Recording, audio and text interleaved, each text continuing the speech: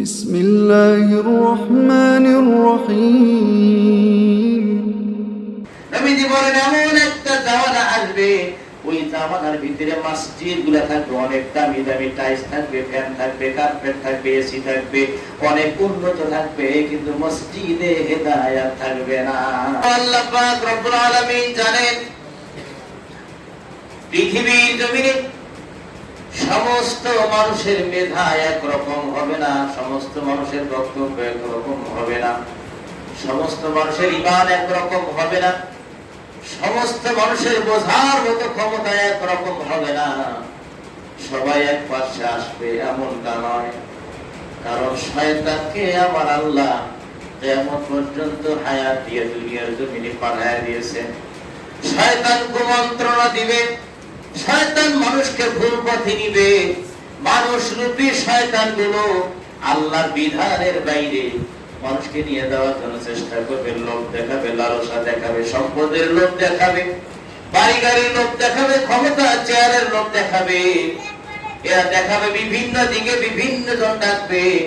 আমার আল্লাহ পাক রব্বুল আলামিন জানেন, এজন্য আল্লাহ পাক রব্বুল আলামিন মানুষ যাতে ভুল পথে না যায়, ভুল দলের মধ্যে যেন সদস্য না হয়, ভুল দলের নেতৃত্ব যেন না নেয়, এজন্য আল্লাহ নিজে তার দ্বীনের পথে ডাকতেছেন। আল্লাহু ইয়াদউ ইলা দারিস সালাম। আল্লাহ নিজে ডাকলেন, আসো বান্দা, আসো, ফিরে আসো, চলে আসো। কোন দিকে আসো? আল্লাহ ডাকলেন ইলা দারিস সালাম, শান্তির দরজায় তোমরা প্রবেশ করো। বলি সুবহানাল্লাহ। শান্তির দ্বারটা কি? এখানে সালাম শব্দের মুফাসসিরিন কিরাম 4টা অর্থ করেছেন। এক নাম্বার অর্থ হলো, সালাম শব্দের অর্থ আল্লাহ পাক উচ্চারণ করেছেন আল্লাহর জান্নাত। সুবহানাল্লাহ। তার মানে আয়াত দ্বারা বোঝা গেল আল্লাহ মানুষদেরকে ডাকতেছেন, নারী পুরুষদেরকে ডাকতেছেন, সবাইকে ডাকতেছেন, আসো, ফিরে আসো, চলে আসো। আল্লাহ দাওয়াত দিলেন, তোমরা আসো আমার জান্নাতের দরজায় প্রবেশ করো। সুবহানাল্লাহ। আল্লাহ জান্নাতে আল্লাহ নিজে ডাকতেছেন। সূরা ইউনূসের 25 নম্বর আয়াত আল্লাহ পাক বলছেন, আসো আমার জান্নাতের দরজায় প্রবেশ করো। বান্দা বান্দীরা নেক আমল করবে, ভালো কাজ করবে, ঈমান তাদের সঠিক থাকবে, আমল থাকবে আমল সালেহ। তারা দ্বীনের কথা বলবে, দ্বীন প্রতিষ্ঠার কথা বলবে, আল্লাহর আইনের কথা বলবে। এই আল্লাহ ওয়ালা বান্দারা ইন্তেকাল করবে, কবর, এরপরে হাসর, মিজান, পুলসিরাত, এরপরে আল্লাহর জান্নাত। কিন্তু আল্লাহ তাআলা দুনিয়ার জমিনে এই বান্দা বান্দীদেরকে সরাসরি জান্নাতের দাওয়াত দিলেন। তার মানে হলো জান্নাত অনেক দূরে। জান্নাতে যাইতে গেলে দুনিয়ার জমিনে আল্লাহ পাক জান্নাতের একটা ঘর দান করছেন বান্দা বান্দির জন্য। ওই জান্নাতি ঘর দুনিয়ার জমিনে যারাই প্রবেশ করবে, হাসরের ময়দানে তারাই আল্লাহর জান্নাতে চলে যাবে। তাহলে দুনিয়ার জমিনে আল্লাহর ওই জান্নাতের ঘরটা কি? ওই ঘর 5টা খুঁটি বিশিষ্ট একটা ঘর। এই ঘরের নাম আল্লাহ নিজে পছন্দ করে দিয়েছেন। আল্লাহ পাক বলেন, ইন্নাদ-দীনা ইনদাল্লাহিল ইসলাম। আল্লাহু আকবার। আল্লাহ পাক কারো উপর দায়িত্ব দেন নাই যে ঘরটা দিলাম এই ঘরের নামটা তোমরা রাখবে। কোন দলের কাছে দেন নাই, আমি জান্নাতে যে ঘরটা দিলাম, যে দলটার নাম দিয়ে দিলাম, যে বিধানের নাম দিলাম, যে জিনিসটা দিয়ে দিলাম, এটা অমুক দলেরা রাখবে, এরকম সুযোগ আমার আল্লাহ কোন মানুষকে দেয় নাই। আল্লাহ নিজে পছন্দ করে রেখে দিলেন। ওই জান্নাতি ঘর দুনিয়ার জমিনে আছে, ওই ঘরের নাম আল্লাহ নিজে রাখলেন, তার নাম হলো ইসলাম। সুবহানাল্লাহ। তার নাম কি? ইসলাম। ইসলাম মানে কি? শান্তি। ইসলাম মানলে শান্তি। ইসলাম মানেও শান্তি, ইসলাম মানলেও শান্তি। আল্লাহ পাক রব্বুল আলামিন 5টা খুঁটি বিশিষ্ট একটি ঘর, তার নাম রাখলেন ইসলাম। এই ইসলামের 5টা খুঁটি, বুনিয়াল ইসলাম ওয়া আলা খামস, শাহাদাতি আল্লা ইলাহা ইল্লাল্লাহ ওয়া আন্না মুহাম্মাদার রাসূলুল্লাহ। পাঁচটা খুঁটির মধ্যে আল্লাহর নবী বলেছেন প্রথম নম্বর খুঁটি হলো কালিমা লা ইলাহা ইল্লাল্লাহু মুহাম্মাদুর রাসূলুল্লাহ সাল্লাল্লাহু আলাইহি ওয়াসাল্লাম। এটা এক নম্বর খুঁটি। আজ আমরা শুনি একবার সুবহানাল্লাহ যদি কেউ উচ্চারণ করে, আসমান এবং জমিনের মধ্যবর্তী ফাঁকা জায়গা আল্লাহ পাক নেকি দিয়ে তার আমলনামা ভরপুর করে দেয়। এইরকম সুবহানাল্লাহ যদি ঈমান ছাড়া, কালেমা ছাড়া যদি কিয়ামত পর্যন্ত গোটা দুনিয়ার মানুষ যদি সুবহানাল্লাহ বলেন কয়টা আসমানের জায়গা আল্লাহ নেকি দিবে? দিবে? ঈমান নাই, আকীদা ভালো নাই, আল্লাহর প্রতি তার ভরসা নাই, বিশ্বাস নাই, আল্লাহর দ্বীন প্রতিষ্ঠার ব্যাপারে তার কোনো চিন্তা ভাবনাটাও নাই। এইরকম লোক যদি সুবহানাল্লাহ আলহামদুলিল্লাহ সুবহানাল্লাহ আলহামদুলিল্লাহ 24 ঘন্টা জিকির করলে কয়টা নেকি হবে? হবে? তার কারণ হলো নেকি তখনই আসবে যখনই ঈমান আল্লাহর প্রতি সঠিক হয়ে যাবে, তখনই নেকি হবে। ঈমান সঠিক না হলে নামাজও কাজে লাগবে না, দান সদকাও কাজে লাগবে না, হজ যাকাত কাজে লাগবে না, কোনো কিছুই কাজে লাগবে না। কাজে লাগবে যখনই কালেমা সঠিক হয়ে যাবে, ঠিক না? তখনই সঠিক হবে। আজ আমরা লক্ষ্য করি, আমরা রাস্তার মোড়ে মোড়ে মুসলমানরা আমরা মাদ্রাসা নির্মাণ করেছি কোরআন শিক্ষার জন্য, আল্লাহর দ্বীন বোঝানোর জন্য। মুসলমান সন্তানরা যেন ইহুদি খ্রিস্টানদের মিশনারিতে গিয়ে পড়াশোনা করে তারা যেন খ্রিস্টান না হয়, আমরা অসংখ্য জায়গায় চেষ্টা করে প্রতিষ্ঠানগুলো করতেছি। কিন্তু এই প্রতিষ্ঠানের পিছনে যে ব্যয়, এই ব্যয়ের দিকে যদি গোটা বাংলার মানুষ যদি মাদ্রাসার দিকে একটু যদি আর্থিক সহযোগিতা করত, ইয়াতিম বাচ্চাগুলো রোডের মধ্যে ভিক্ষা করা লাগতো না, ঠিক কি না? আজকে মাইক দিয়ে আমাদের কালেকশন করে লা ইলাহা ইল্লাল্লাহ 10 টাকা দিয়ে যান। একজন হিন্দু দাঁড়িয়ে চিন্তা করতেছে ওদের কালেমাই হলো ভিক্ষা করা কালেমা। একজন ভিক্ষুক চলতে পারে না, প্রতিবন্ধী, দরজায় দরজায় গিয়ে কে বলতেছে লা ইলাহা ইল্লাল্লাহ মাবুদ একটা ভিক্ষা দেন। গোটা জাতিকে আমরা বুঝাইতেছি লা ইলাহা ইল্লাল্লাহ মানে একটা কি করো, ভিক্ষা দাও। এই ব্যাপারে কিন্তু আমরা কোনো আন্দোলন করিনি কখনো, যে যেখান থেকে যেভাবে কালেকশন করবেন ভিক্ষা করেন সমস্যা নাই, কিন্তু লা ইলাহা ইল্লাল্লাহ বলা যাবে না। কথা ঠিক কি না? আমরা যে যেখান থেকে পারি, যারা আসে আমাদের বাড়িতে ভিক্ষা করার জন্য, ভিক্ষুক যারা আসে অসহায় মিসকিন, তাদেরকে বুঝায় যদি আমরা বলে দিই, তাদের সাথে খারাপ আচরণ না করে, যে বাবা এমনি চাও কিন্তু লা ইলাহা ইল্লাল্লাহ এই জায়গায় বলার দরকার নাই, কারণ ভিক্ষার ক্ষেত্রে লা ইলাহা ইল্লাল্লাহ কে লাগিয়ে দিয়েছে।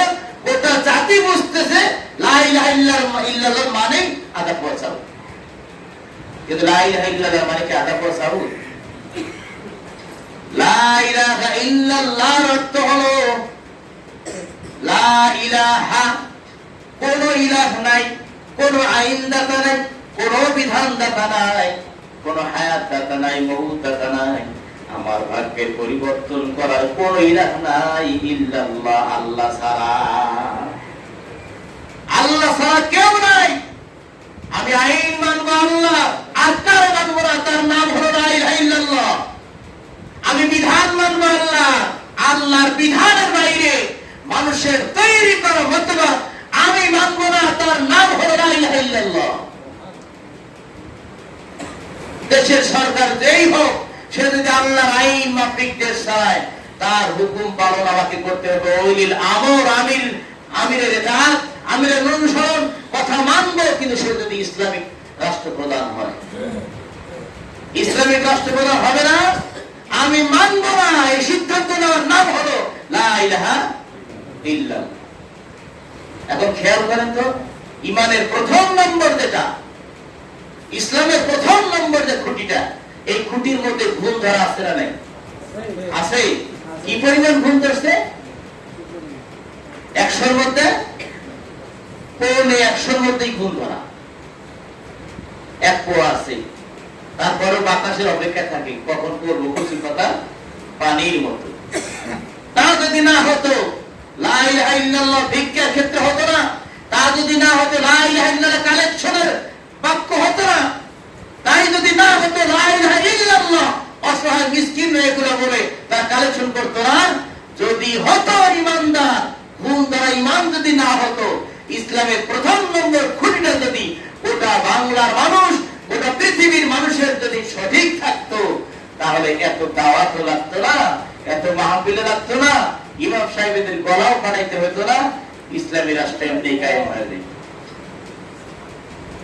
ইমান কার কতটুকু আছে এটা তাদের বক্তব্য, তাদের সিদ্ধান্তের উপরে, তাদের দলের উপরে, তাদের মতের উপরে একটু বিবেচনা করলেই বোঝা যায় লোকটা কত বড় ইমানদার। ঠিক না ভাই? ঠিক।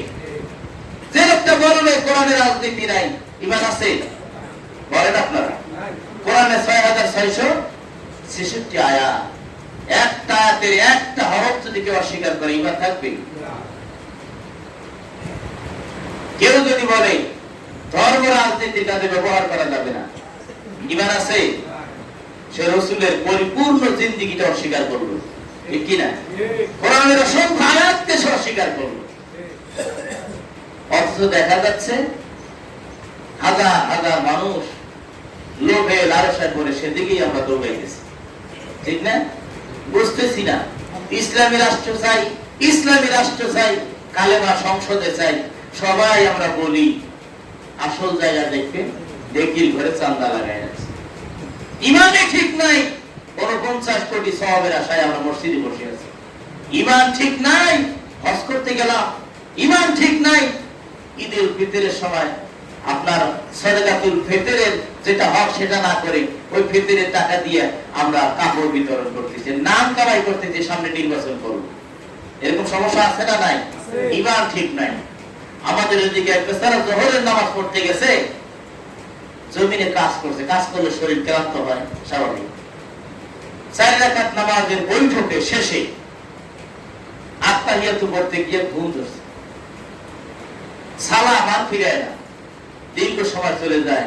মুসলিমরা চিন্তা করলো কি ব্যাপার, এ বাড়া ধরা গেল না কেউ?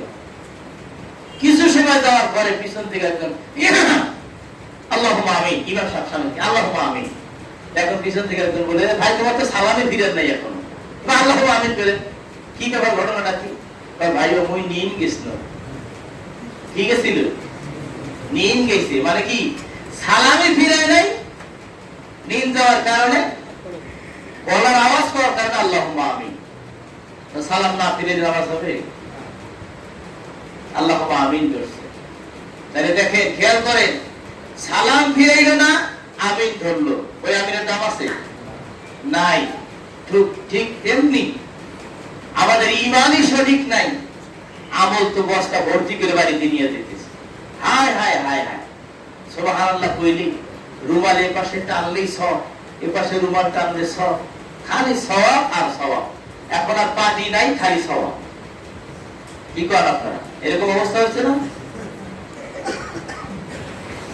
ইসলামের খুঁটি হলো 5টা। প্রথম নম্বর খুঁটি হলো লা ইলাহা ইল্লাল্লাহু মুহাম্মাদুর রাসূলুল্লাহ। সিদ্ধান্ত হলো মুমিনদের ইসলাম যারা মানবে, ইসলামের শান্তি যারা গ্রহণ করতে চায়, ইসলামী ঘরের ভিতরে যারা প্রবেশ করতে চায়, তাদের সিদ্ধান্ত নিতে হবে আল্লাহ ছাড়া কোনো কিছু আমরা বাইরে মানি না, শুধু মানি একমাত্র আল্লাহকে।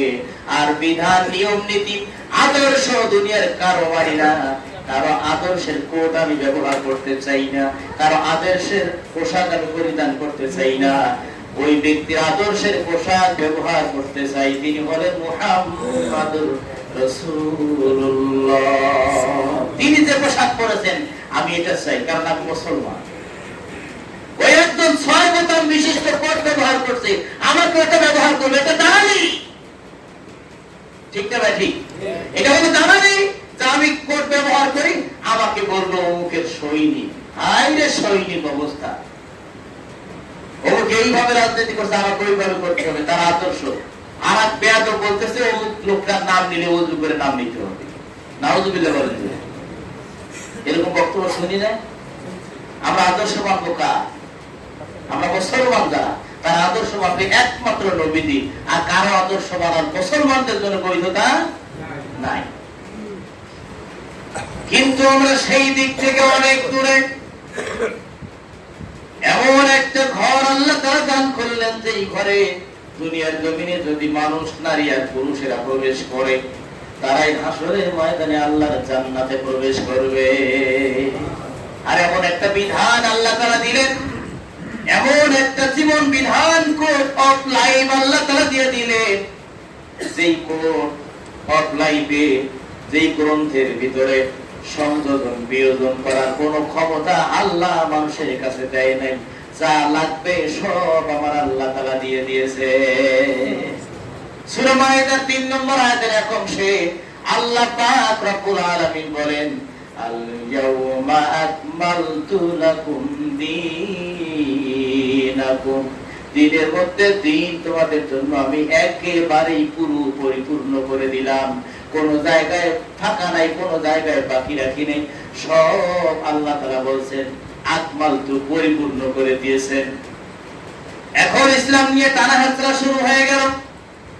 ইসলাম এই দেশের ভিতরে সবাই আমরা যারা মুসলমান, সবাই আমরা দাবি করি ইসলাম মানি।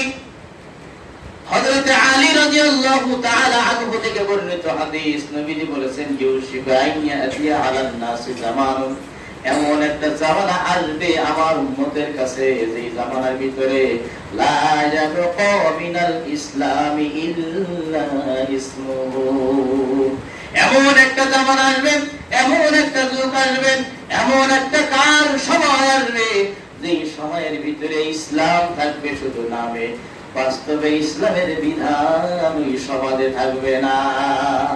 মনে হয় নবীজি এখন এই সমাজ ব্যবস্থা দেখে দেখে নবীজি মানুষের কাছে কথাগুলো বলতেছেন, এটা মনে হয় ঠিক না? ইসলাম এখন সবার মুখে মুখে আছে, বাস্তবে নাই। আল্লাহ নবী বলেন, ওয়ালা ইয়াবকা মিনাল কুরআনি ইল্লা ইসমুহু, কোরআন থাকবে, কাগজ আকারে কোরআন থাকবে, মসজিদে রেখে থাকবে, হাফেজে সাহেবদের সিনার ভিতরে থাকবে, মাদ্রাসা রেখে থাকবে, তেলাওয়াত হবে, পড়াশোনা হবে, শিক্ষা হবে, কিন্তু কোরআনের আইন বাস্তবায়ন থাকবে না। সেই সমাজ আছে না নাই? এখন আছে? রাসূলের কথার সাথে মিল হয়? ৩ নম্বর কথা, মাসাজিদুকুম আমিরাতু ওয়া হিয়া খারাবুম মিনাল হুদা, নবীজি বলেন এমন একটা জামানা আসবে, ওই জামানার ভিতরে মসজিদ গুলা থাকবে, অনেক দামি দামি টাইলস থাকবে, ফ্যান থাকবে, কার্পেট থাকবে, এসি থাকবে, অনেক উন্নত থাকবে, কিন্তু মসজিদে হেদায়েত থাকবে না। ঠিক না? কিভাবে হেদায়েত থাকবে? আমরা তো জুমার নামাজ পড়তে আসি, মনে হয় এই শ্রমিক আপনার কি করতে গেছে, কাজ করতে গেছে, দিন শেষ তাড়াহুড়ো করে বিদায়।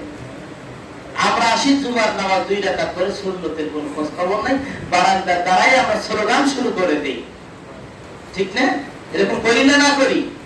এরকম কিন্তু আমরা করে থাকি। 2 রাকাত ফরজ পড়া হয়ে গেল, আর 4 রাকাত সুন্নত পড়ার সময়টা আমরা দিতে পারি না। এমন আমাদের হয়ে যায়। বারান্দা দাঁড়িয়ে, মসজিদের মাঠে গিয়ে আমরা বিভিন্ন কায়দার আলোচনা, তামাক কার কতটুকু হইল, কে কি আওয়াজ করেছি, আমরা শুরু করে দিলাম এই আলোচনা। সমস্যা আছে না নাই? তাহলে মসজিদ আমরা কি হেদায়েতের মার্কাজ বানাইতে পারলাম? মসজিদ কি ঈমান তাজা হওয়ার জায়গা আমরা রাখতে পারলাম? পারলাম না। আমরা নিজেরাই নিজেদের ক্ষতি করতেছি। 4 নম্বর কথা, উলামাউকুম শাররুন মান তাহতা আদিমিস সামাই মিন ইনদিহিম তাখরুজুল ফিতনাতু ওয়া ফীহিম দাউদ। আল্লাহ নবী বলেন, ওই জামানায় এক শ্রেণীর আলেম থাকবে, এই আলেমগুলা জাতির মধ্যে সব থেকে খারাপ হবে। তারা কারা হবে? নবীজি বলেন, তাখরুজুল ফিতনা, তারা ফিতনাকে সৃষ্টি করবে, মানুষের মধ্যে দ্বন্দ্ব লাগাই দিবে, হাত বান্ধা নিয়ে দ্বন্দ্ব করবে, মিলাদ নিয়ে দ্বন্দ্ব করবে, কিয়াম নিয়ে দ্বন্দ্ব করবে, দোয়া নিয়ে দ্বন্দ্ব করবে, নামাজের রাকাত নিয়ে দ্বন্দ্ব করবে। এইরকম এক শ্রেণীর আলেম হবে, তারা মুসলমান একের সাথে আরেকজনের দ্বন্দ্ব লাগায় দিবে। আর এই দ্বন্দ্বের এক পর্যায়ে দেখা যাবে অবিহীন তাও ওই দ্বন্দ্ব ধীরে ধীরে ধীরে ধীরে তাদের দিকেই প্রত্যাগমন করবে। একসময় ওরাই ধ্বংস হবে। বলেন এই জামানায় এরকম হুজুর আছে না নাই? আছে, আছে। আল্লাহ হেদায়েত দান করুন, সবাই মিলে আল্লাহুম্মা আমিন। আল্লাহ পাক আমাদের সবাইকে সহিবুল দান করেন, সবাই মিলে আল্লাহুম্মা আমিন। তাহলে আমাদের এই কথাগুলো আরো বিস্তারিত আলোচনা আছে ইনশাআল্লাহ আগামী জুমায়, যদি আল্লাহ পাক তৌফিক দান করে, বলি আমিন। সম্মানিত হাজিরিন, আমরা সকলেই যে ইসলামের আলোচনা আমি এখানে করতেছি, এই ইসলাম কি শুধু আমি না পরিবারও? সবার উপরে কি মহিলাদের মনে হয়েছে পালন করার প্রয়োজন পড়বে না? কারণ যে হারে শপিং মলে শপিং করে, ওই হারে তো ইসলাম মানা লাগেই না। যারা শপিং মলে বেপরদা অবস্থায় শপিং করতেছে, ওরা বিনা হিসেবে যান নাকি? না, আপনারা কি কর? আচ্ছা, এরা যে যাচ্ছে, কাদের নেতৃত্বে যাচ্ছে বলেন তো? শেখ হাসিনার নেতৃত্বে যায়, সৌদি বাদশার নেতৃত্বে যায় বুঝি না? আমার নেতৃত্বে যাচ্ছে। আমার মেয়ে, আমার স্ত্রী, আমার বোন আমার নেতৃত্বে শপিং মলে যাচ্ছে। আর মসজিদে আসি আমরা রব্বানা আতিনা ফিদ দুনিয়া, আল্লাহ জীবনের সব গুনাহ মাফ করো। ওমরা গুনাহ জারি করে দিয়ে পাশে আল্লাহকে গুনাহ সব মাফ করো। এরকম অবস্থা আমাদের না? তাহলে কি লাগাম টেনে ধরা লাগবে কিনা? আমরা নিজেরা ইসলাম মানবো, আমার পরিবারকেও মানাবো ইনশাআল্লাহ, বলি সবাই। এই কথা এখানে থাকবে না। মসজিদের যে আলোচনা আমরা করবো, ইমাম মুসল্লি মুয়াজ্জিন যারা এখানে আলোচনা করবো, এই আলোচনাটা বাড়িতে যেতে চাই, বাড়িতে যাওয়া চাই। আজকে এই বিষয়ে আলোচনা হয়েছে, এই বিষয়ের উপর আমাদের সচেতন হতে হবে। ধীরে ধীরে আলোচনা করতে করতে 1 মাস 2 মাস 3 মাস 4 মাস 5 মাস 11 মাস পরে রমজান মাসে আর শপিং মলে দেখা যাবে যে আমাদের মা বোনরা কেউ যাবে, অথচ এই মহল্লার আমাদের নেতৃত্বে তারা যাবে না, ঠিক না? তাহলে 11 মাস অভ্যাস করতে করতে 1 মাস তারা ধৈর্য ধারণ করতে পারবে। আল্লাহ বুঝ দান করুন, বলি আমিন।